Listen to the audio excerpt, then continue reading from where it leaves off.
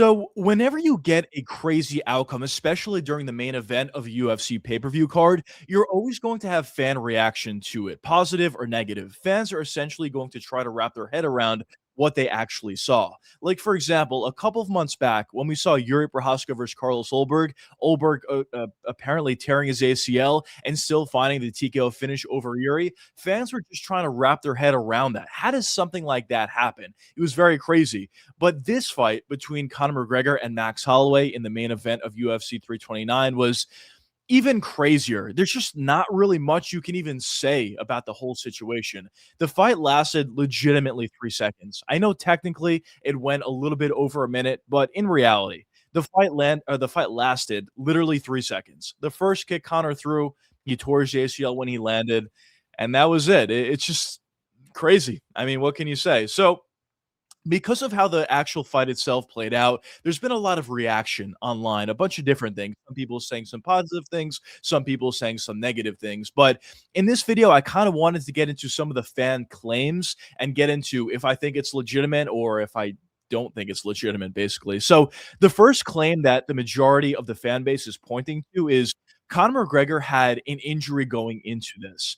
Even the doctor online, Brian Sutter, did say that he may not be an ACL injury. It may be a meniscus injury. But outside of that, he did say that Conor may have had an injury going into the fight. There's some evidence that he saw that looks like Conor may be favoring his other leg, which would be his left leg in this case, which is the leg that he broke 5 years ago. But I guess in this case would be the good leg.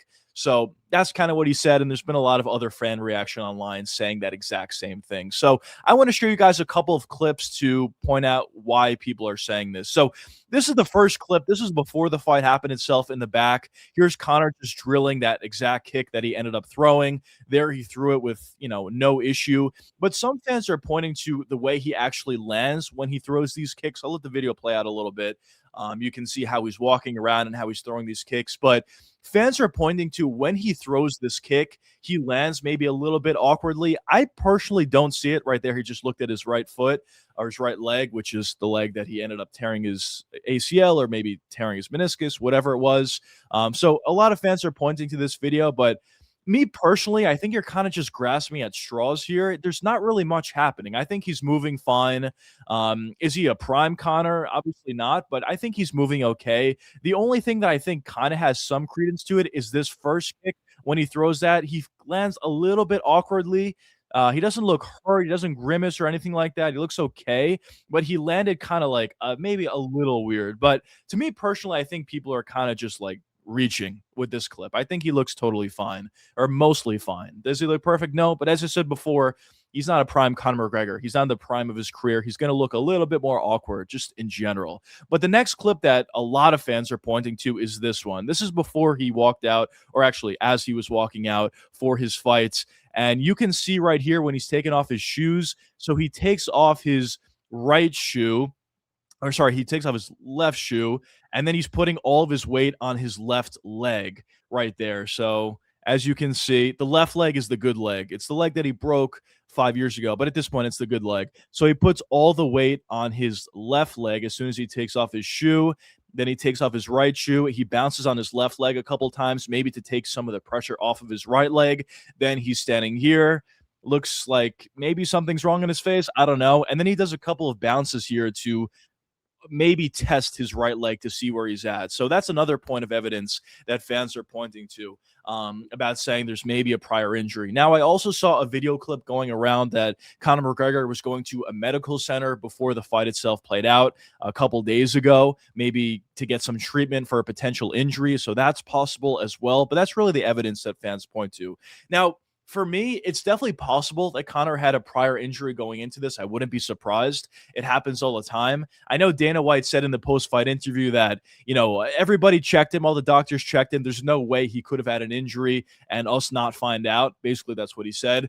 But that's obviously not true. There's been so many fighters going into fights with severe injuries. TJ Dillashaw went into his fight against Aljamain Sterling with a significant injury. He even told the commissions that, the ref in that case, which I think was Herzog, I believe it was, He told Herzog before the fight itself happened, "Don't stop the fight if my shoulder pops out. I know it's going to happen, or I have a good idea that it's going to happen." And the fight continued on. So obviously, Dana is just he's bullshitting, if we're being honest, when he said that. Conor definitely could have had an injury going into the fight. I just don't know. I mean, Conor himself, after the fact, did make multiple tweets basically saying that he's fine, or he was fine. His training camp was great. There was no injuries going into it. So if I had to say, I kind of leaned more with Connor not being injured. Maybe there was some micro tear that he didn't really know about, or maybe he knew about it, but he didn't think it was anything severe. That's a possibility. But in my opinion, I think the kick itself was just a kind of a freak thing.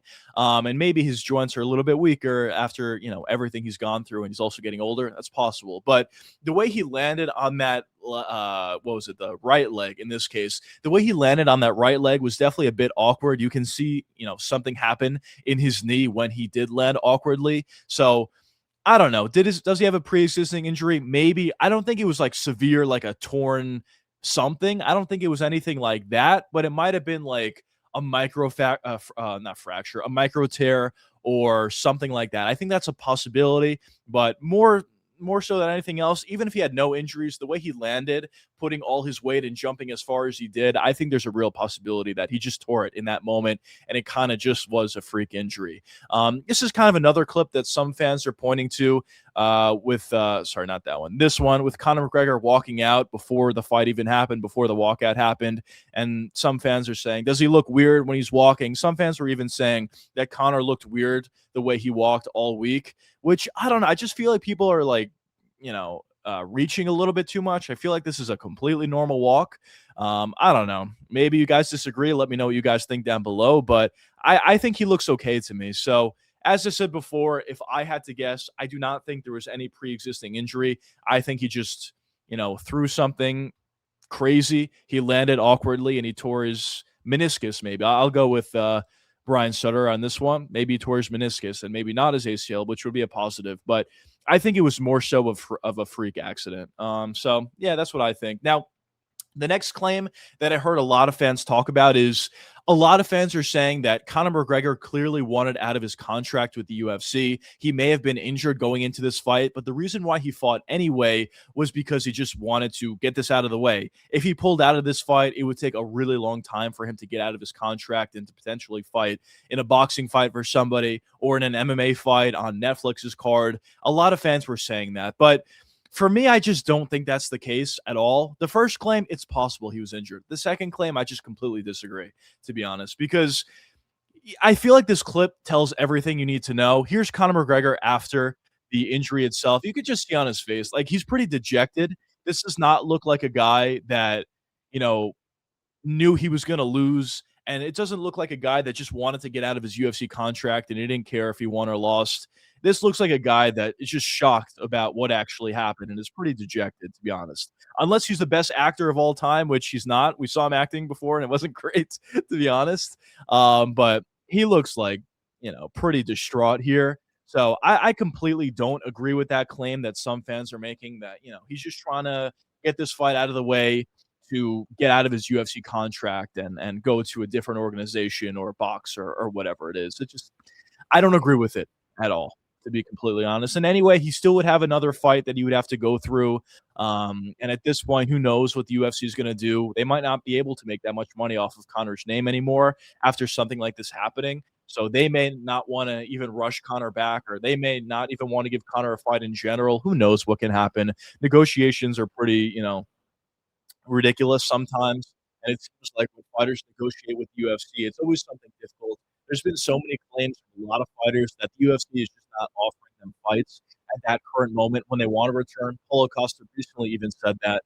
Paulo Costa is very inactive in general, but he did say that he really wants to get back in the octagon after that Versacano fight. He said he'd be willing to fight at 185, at light heavyweight, or even at heavyweight. But the UFC is just holding him out. So negotiations get tricky and tough, but I don't know. It's something to be decided during a future time, I guess. It just is what it is. But in terms of the two main claims, as I said in this video, I don't think personally he had a pre-existing injury or anything like too significant. It's possible, but I don't think anything too significant. And in terms of Conor just fighting this fight out to get out of his UFC contract, I don't think that at all. As I said before, I'll bring it up again. This does not look like a guy that's just trying to get out of his contract. He looks pretty surprised here, pretty distraught. I guess distraught is a better word to put it, or yeah, better word to put it. But I don't know. That's just what I think, though, about this whole situation.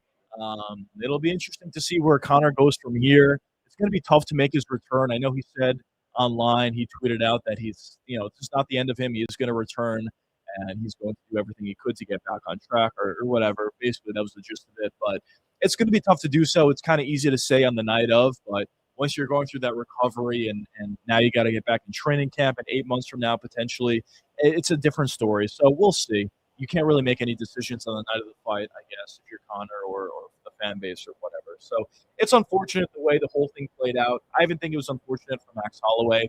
I mean, listen, on one hand, he got paid millions of dollars to do nothing, so that's great. But on the other hand, there's a real possibility and maybe a good possibility that Max would have looked really good in this fight and knocked Connor out or TKO'd him and just put on a dominant display to get his confidence back up after losing to Charles and build him back up as well to maybe get back to a title or something like that. So kind of both guys got chipped out after this whole scenario, but that's kind of my thoughts on some of the reaction from the thing as a whole. But let me know what you guys think down below in the comments. Do you agree with any of these claims that fans have been making, or do you more so agree with my opinions? Let me know what you guys think down below. But until the next time, I'll see you boys in the next one. Peace out, fellas.